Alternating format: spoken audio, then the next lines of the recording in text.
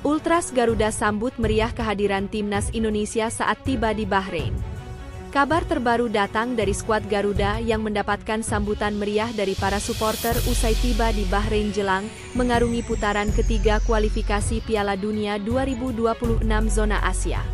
Sebagaimana diketahui, tim Merah Putih telah bertolak ke Bahrain dini hari. Ketua BTN Sumarji pun telah mengonfirmasi skuad Garuda tidak berlama-lama berkumpul di Jakarta lantaran akan mengumpulkan semua pemain di Bahrain setelah menempuh perjalanan panjang. Kedatangan skuad Garuda pun disambut meriah oleh puluhan wakil supporter. Seperti di Arab Saudi dan juga di Qatar, beberapa waktu yang lalu terlihat para pendukung timnas Indonesia langsung menghampiri para penggawa Garuda yang baru turun dari bus menuju hotel tempat menginap. Para pemain pun terlihat enjoy menyambut tantangan baru di putaran ketiga kualifikasi.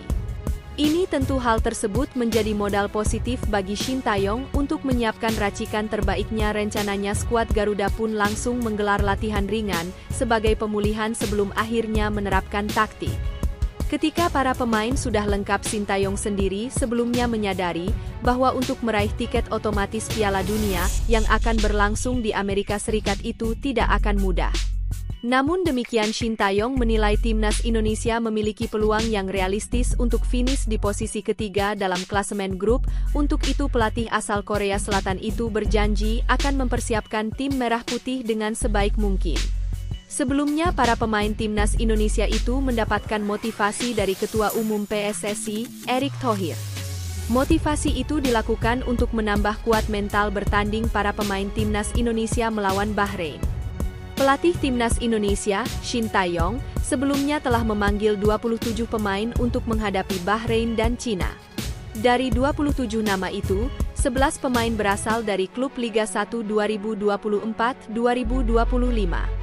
Nah, 11 pemain itu yang berangkat bersama-sama dari Jakarta ke Bahrain. Ke-11 pemain itu adalah Nadeo Argawinata, Hernando Ari, Wahyu Prasetyo, Rizky Ridho, Muhammad Ferrari, Ricky Kambuaya, Witan Sulaiman, Egy Maulana Fikri, Dimas Drajat, Hoki Caraka, dan Malik Rizaldi. Adapun untuk 16 pemain timnas Indonesia lainnya sedang berkarir di luar negeri.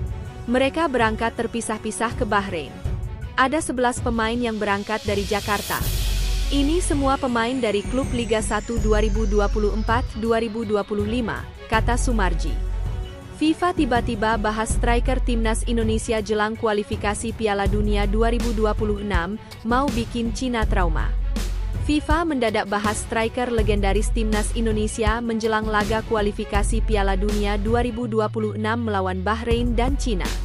Skuad Garuda melanjutkan upayanya dalam memperebutkan tiket ke putaran final Piala Dunia 2026 pada bulan Oktober 2024 ini.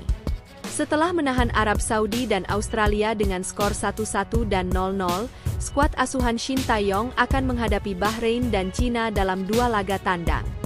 Bahrain menjadi negara yang lebih dulu disambangi, dengan laga digelar pada 10 Oktober 2024. Sedangkan partai melawan Cina digelar pada 5 hari kemudian. Menjelang laga-laga tersebut, Shin Tae-yong telah menentukan 27 nama, dengan Mees Hilgers dan Eliano Reijers termasuk di antaranya. Namun, kehadiran keduanya diprotes oleh media Cina, 163.com, yang berpendapat bahwa Federasi Sepak Bola Cina, CFA, bisa melaporkan timnas Indonesia kepada AFC. Sebab, pengambilan sumpah Hilgers dan Reijers dilaksanakan di luar Indonesia, dan itu disebut tidak memenuhi aturan. Jika timnas Indonesia dihukum, maka Cina mendapatkan 3 poin cuma-cuma karena menang WO dengan skor 3-0. Kehadiran Hilgers dan Reijers tampaknya sudah membuat Cina ketar-ketir, mengingat kekuatan timnas Indonesia sudah mulai bisa mengimbangi tim-tim kuat di Asia, seperti Australia dan Arab Saudi. Kini, FIFA bisa membuat Cina trauma karena membahas striker legendaris timnas Indonesia, Boaz Solosa. Dalam unggahannya di Instagram pada Sabtu, 5 Oktober 2024 siang WIB, FIFA mengunggah foto Boaz selagi meminta komentar dari para supporter timnas Indonesia. Salah satu striker legendaris timnas Indonesia. Kata yang menggambarkan sosoknya, demikian caption dalam unggahan tersebut, seakan meminta para supporter Garuda untuk mengomentarinya. Sebagai informasi, Boas merupakan sosok yang pernah membobol gawang Cina ketika sang legenda Persipura Jayapura membela timnas Indonesia pada lebih dari 10 tahun lalu. Pada 15 Oktober 2013 silam, timnas Indonesia menjamu Cina di Stadion Utama Gelora Bung Karno, SUGBK, untuk kualifikasi Piala Asia 2015.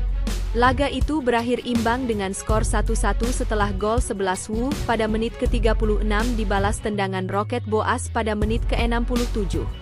Mendapatkan bola dari Ahmad Bustomi, Boas langsung melepaskan tendangan keras ke gawang Cina kawalan Zheng Cheng, mantan kiper Persebaya Surabaya, pada saat itu. Tendangan Boas begitu keras hingga sulit dihentikan oleh barisan pertahanan Cina, yang harus puas dengan hanya 1 poin meski sempat unggul lebih dulu di GBK saat itu.